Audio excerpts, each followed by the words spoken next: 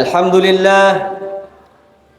لله نحمده ونستعينه ونستغفره ونعوذ بالله من شرور أنفسنا وسيئات أعمالنا.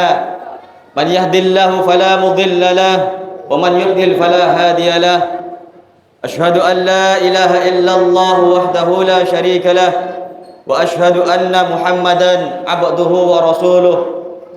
اللهم صل وسلم على سيدنا محمد الفاتح لما أغلق والخاتم لما سبق ناصر الحق بالحق والهادي إلى صراطك المستقيم وعلى آله حق قدره ومقداره العظيم. بسم الله ما شاء الله لا يسوق الخير إلا الله. بسم الله ما شاء الله لا يصرف السوء إلا الله. بسم الله ما شاء الله ما كان من نعمة فمن الله. بسم الله ما شاء الله لا حول ولا قوة إلا بالله العلي العظيم. أما بعد فيا أيها الناس اتقوا الله حق تقاته ولا تموتن إلا وأنتم مسلمون. واعتصموا بحبل الله جميعا ولا تفرقوا وتزودوا فإن خير الزاد التقوى. وقال تعالى في كتابه العظيم: أعوذ بالله من الشيطان الرجيم. بسم الله الرحمن الرحيم. فمن تاب من بعد ظلمه وأصلح فإن الله يتوب عليه إن الله غفور رحيم. وقال النبي صلى الله عليه وسلم: كل بني آدم خطاء وخير الخطائين التوابون. صدق الله العلي العظيم وصدق رسوله الحبيب الكريم ونحن على ذلك من الشاهدين والشاكرين والحمد لله رب العالمين. Ma'asyiral muslimin wa zumratal mu'minin rahimakumullah. Pertama-tama marilah kita panjatkan puja dan puji syukur kita kehadirat Allah Subhanahu wa taala yang telah merahmati kita semua, yang telah memberikan ma'unahnya, pertolongannya kepada kita semua sehingga kita mampu berkumpul, bermuajahah dalam rangka melaksanakan perintah Allah Subhanahu wa taala, dalam rangka melaksanakan berikrar mengaku sebagai hambanya Allah Subhanahu wa taala, melaksanakan syariat Allah Subhanahu wa taala, yakni salat Jumat berjamaah.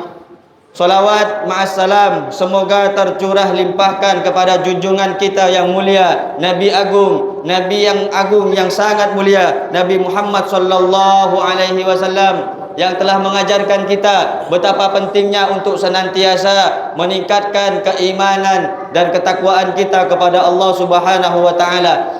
Iman dan takwa yang dimaksud oleh Al-Imam Abu Hamid Muhammad bin Muhammad Al-Ghazali At-Tusi, beliau mengatakan bimtisali awamirillahi ta'ala, dengan mengerjakan hal-hal yang telah diperintahkan oleh Allah Subhanahu wa ta'ala, wajtinabu nawahi, dan menjauhi perkara-perkara yang diharamkan, yang dilarang oleh Allah Subhanahu wa ta'ala. Hadirin sidang Jumat yang dirahmati oleh Allah, ada sebuah ungkapan yang tak asing di antara kita, yang masyhur di telinga kita ketika para tokoh agama, orang tua, tokoh masyarakat mengingatkan kita tentang hakikat manusia yang selalu dan selalu berbuat dosa. Ungkapan itu adalah al-insanu mahallul khata'i wan nisyan, bahwasanya manusia merupakan objek atau tempat dari kelalaian, tempat dari perbuatan-perbuatan buruk, tempat dari perbuatan-perbuatan dosa, penisyani dan kelalaian-kelalaian.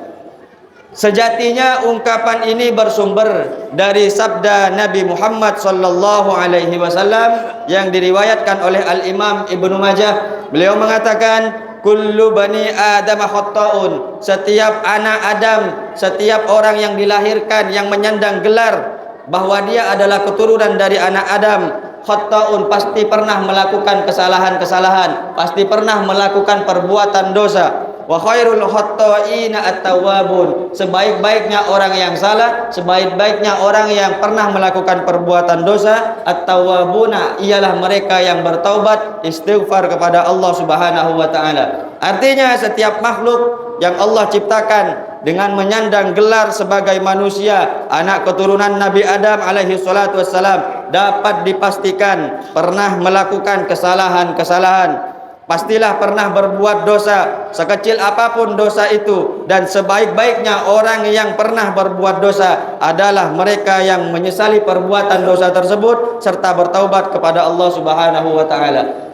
Dalam Al-Quran Allah berfirman, "Faman taba min ba'di dzulmihi", barang siapa yang bertaubat min ba'di dzulmihi, setelah melakukan kejahatan. Barang siapa yang bertaubat min ba'di dzulmihi, setelah melakukan kezaliman. Faman taba min ba'di dzulmihi, barang siapa yang bertaubat setelah melakukan perbuatan dosa, wa aslaha, dan kemudian memperbaiki perbuatannya, terus menerus memperbaiki perbuatannya, fa innallaha yatubu alaih, maka sesungguhnya Allah Subhanahu wa taala yatubu alaihi, ialah menerima dari segala taubat-taubatnya. Innallaha ghafurur rahim, dan sesungguhnya Allah Subhanahu wa taala adalah zat yang maha pengampun, rahimun, lagi maha penyayang.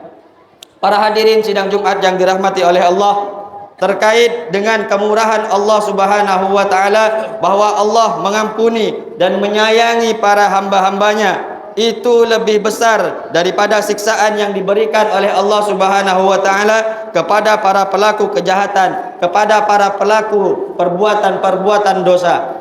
Itu kemurahan dan ampunan Allah Subhanahu wa taala yang sangat luas dan tidak memiliki batas. Hadirin sidang Jumat yang dirahmati oleh Allah, ada satu dosa yang tidak akan pernah diampuni oleh Allah Subhanahu wa taala, yaitu dosa-dosanya orang-orang yang telah ditutupi rapat oleh Allah Subhanahu wa taala, namun ia dengan bangganya menceritakan dosa-dosa itu kepada orang lain. Bagaimana tidak membuat Allah Subhanahu wa taala murka kepadanya ketika ia telah berbuat dosa, kemudian Allah Subhanahu wa taala tutupi aib dari dosanya itu, dan kemudian di dunia ini agar ia tetap mulia di hadapan manusia, bahkan di akhirat kelak rahmat Allah pun masih dilimpahkan kepadanya. Namun apa yang ia perbuat? Alih-alih ia menyesali dan bertaubat kepada Allah, dengan bangganya ia menceritakan kepada orang lain atas dosa-dosanya yang pernah ia perbuat. Di media sosial dengan percaya diri ia mengunggah perbuatan dosa-dosanya yang telah ia lakukan. Di pasar-pasar dengan senangnya ia menceritakan perbuatan buruknya kepada orang lain. Di warung-warung kopi tiada lain yang terlontar dari lisannya kecuali kebanggaan terhadap dosa-dosanya yang telah ia lakukan. Orang yang seperti ini yang tidak akan pernah mendapatkan ampunan dari Allah Subhanahu wa taala. Dalam sebuah hadis diriwayatkan, kullu ummati mu'afan illal mujahirin. Kata Kanjeng Nabi, kullu ummati mu'afan, bahwa setiap umatku pasti pernah melakukan kesalahan, mu'afan, dan juga akan diampuni oleh Allah Subhanahu wa taala, kecuali satu, illal mujahirina, kecuali orang-orang yang bangga terhadap dosanya. Dicontohkan bahwa orang-orang yang bangga terhadap dosanya ketika malam dia melakukan perbuatan dosa, mencuri, berzina, mabuk, akan tetapi keesokan harinya ia dengan bangganya menceritakan dosa-dosa itu kepada orang lain. Wa inna minal mujahirina ayya'malar rajulu bil laili, sesungguhnya termasuk mujaharah, bangga terhadap dosa-dosa dengan menceritakan dosanya kepada orang lain. Ayya'malar rajulu bil laili amalan, dia melakukan sebuah perbuatan dosa di malam hari, summa yusbiha wa qad satarahullahu alaihi fayaqul, kemudian masuk di waktu pagi hari, aib-aibnya telah ditutupi oleh Allah Subhanahu wa taala, sehingga ketika ia tetap beraktivitas ia dimuliakan oleh semua manusia. Akan tetapi kecerobohannya dengan kesalahannya dan kesombongannya, ia mengungkapkan salahnya, ia mengungkapkan dosa-dosanya kepada orang lain, kemudian ia berkata, ya fulan, wahai sahabat, wahai temanku, qad amiltul barihata kadza wa kadza, tahu enggak bahwa tadi malam saya melakukan zina? Tahu enggak bahwa tadi malam saya mencuri? Tahu enggak bahwa tadi malam saya mabuk-mabukan? Wa qad bata yasturuhu rabbah, padahal tadi malam setelah dia melakukan perbuatan buruknya, perbuatan dosa-dosanya, Allah Subhanahu wa taala telah menutupi segala dosa-dosanya. Wa yusbihu wa yakshifu sitrallahi anhu, dan kemudian ia dengan bangganya, ia dengan angkuhnya mengungkap apa yang telah ia lakukan, perbuatan-perbuatan dosa itu, padahal perbuatan dosa tersebut telah ditutup oleh Allah Subhanahu wa taala. Dan orang inilah yang tidak akan pernah diampuni dosanya oleh Allah Subhanahu wa taala.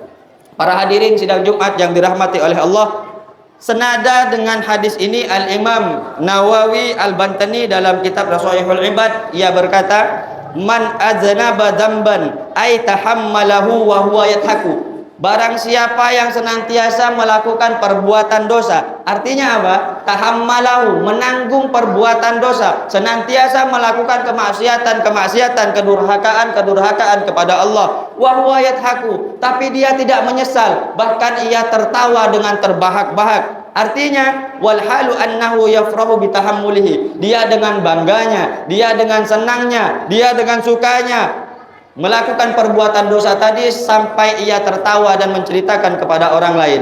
Fa innallaha yudkhiluhun nar wa huwa yabki. Ingatlah bahwa orang yang seperti ini akan dibuat menyesal oleh Allah Subhanahu wa taala. Yudkhiluhun nar, akan dimasukkan ke dalam api neraka oleh Allah Subhanahu wa taala. Wa huwa yabki, dan dia tidak akan lagi pernah tertawa sebagaimana dia berani durhaka melakukan dosa kepada Allah dalam kondisi tertawa.